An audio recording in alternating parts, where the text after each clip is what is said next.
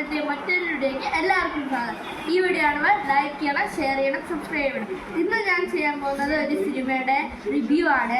ഇതുവരെയായിട്ടും ആരും ചെയ്തില്ല. കൊച്ചു കുട്ടികളിൽ വലിയ ആൾക്കാർ കുറേ പേര് ചെയ്തിട്ടുണ്ട്.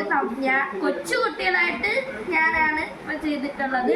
ഇപ്പം പറയാൻ പോകുന്നത് മലയാളി ഫ്രം ഇന്ത്യ സിനിമയുടെ റിവ്യൂ ആണ്. ഞാൻ ഈ സിനിമ കണ്ടത് പേയാട് SP സിനിമാസിലാണ്. ഞാൻ ഈ മലയാളി ഫ്രം ഇന്ത്യയുടെ റിവ്യൂ പറയുകയാണെങ്കിൽ ആദ്യം കാണിക്കുന്നത് നമ്മുടെ നിവിൻ പോളി ആണെങ്കിൽ പാകിസ്ഥാനിലേക്ക് പോകുന്നതാണ് കാണിക്കുന്നത്. എന്നിട്ട് അടുത്തത് കാണിക്കുന്ന ഫസ്റ്റ് ഇന്റർവെല്ല് വരെ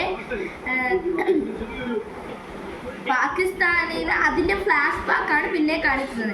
ഇതിൽ ഫസ്റ്റ് ഹാഫിൽ നിവിൻ പോളിയും ധ്യാനും ഉള്ളതാണ്. സെക്കൻഡ് ഹാഫിൽ നിവിൻ പോളിയും പാകിസ്ഥാനിലെ ഉള്ള ഒരു ആളെയും ആണ് കാണിക്കുന്നത്.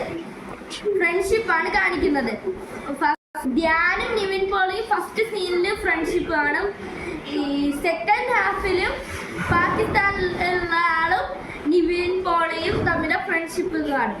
ഇത് ഫസ്റ്റ് ഹാഫിൽ ചിരിപ്പിക്കുന്നതും സെക്കൻഡ് ഹാഫ് ആകുമ്പോൾ